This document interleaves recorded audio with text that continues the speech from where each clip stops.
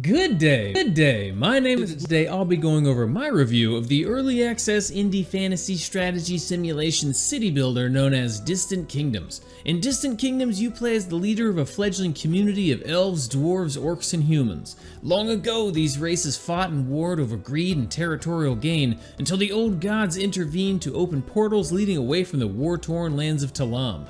The gods shepherded these races into their own world of Inaran, where they could live in peace and thrive in settlements together.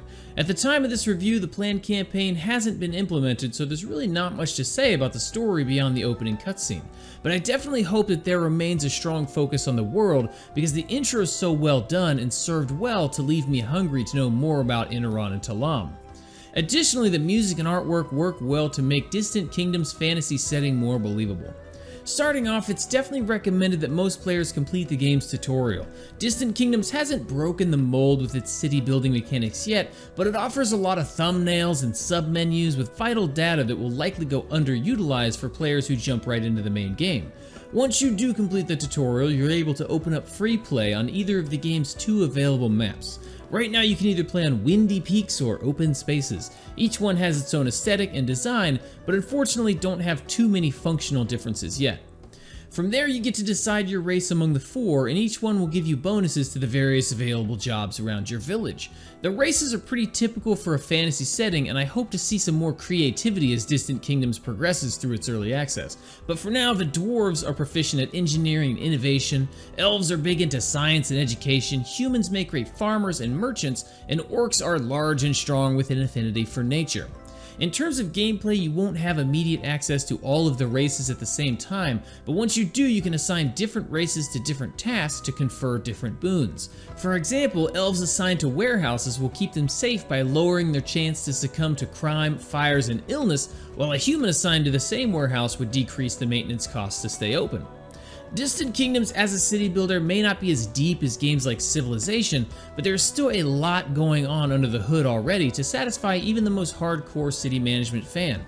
There are over 60 buildings in the game so far that utilize dozens of unique goods, from classic items like wood and stone to fantasy resources like mana and elaborate clothing.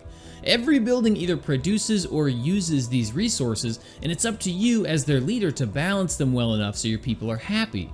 And keeping your people happy determines whether or not people are moving into or out of your kingdom. And there are a lot of different factors that determine it, such as basic needs, luxury goods, and employment. One of my early pitfalls in the game was that I upgraded too many of my people from peasant to citizen, and then everyone thought they were too good to do tasks like cutting down trees and mining for stone, so my kingdom crumbled from within as this higher class of citizen used up all my resources with no one beneath them to resupply.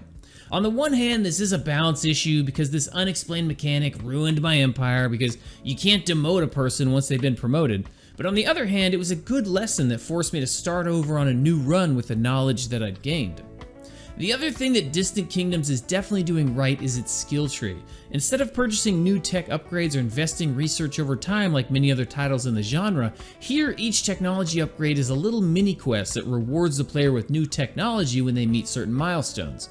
To research crop farming, for example, you need to build a lumber yard, a gatherer's hut, and enough houses in order to unlock it. Then once unlocked, it rewards you with the crop farm and grain technology, which you'll have to build in order to get the next item in that branch, which is baking, unlocking the bakery, the windmill, and so on and so forth until you reach the end of the tree. Currently there are 45 different technologies in the tech tree and lots of different paths that players can choose to make it to the end. Distant Kingdoms launches into early access tomorrow, May 5th, 2021, and as such there are a few early access related issues that players should be aware of before picking it up. There are a few balance issues and unexplained mechanics, but the real issue right now is bugs. Stuck load screens, frozen cutscenes, and unloadable saves have been coming up for me, but issues like these usually don't last beyond the first week, so I'm honestly not too concerned, but maybe it's worth it to wait for the first patch before diving into it. You can pick up Distant Kingdoms on Steam tomorrow for $25, a price that the developers have said will go up after its roughly 1 year of early access. As with nearly all early access titles, I don't think it's quite worth that much yet, but it's certainly close. It offers a new and interesting take on a familiar genre that offers a learning curve and depth that will be a pleasure to fans and newcomers to the genre alike. So I'm valuing Distant Kingdoms at $24, and I'm excited to see what Orthra Studios has planned for its campaign. I hope you enjoyed this review of Distant Kingdoms. Come see me on Twitch where you can watch our reviews in progress 5 nights a week. As always, don't forget to like, subscribe, and let me know in the comments what you thought about it. Until next time, peace!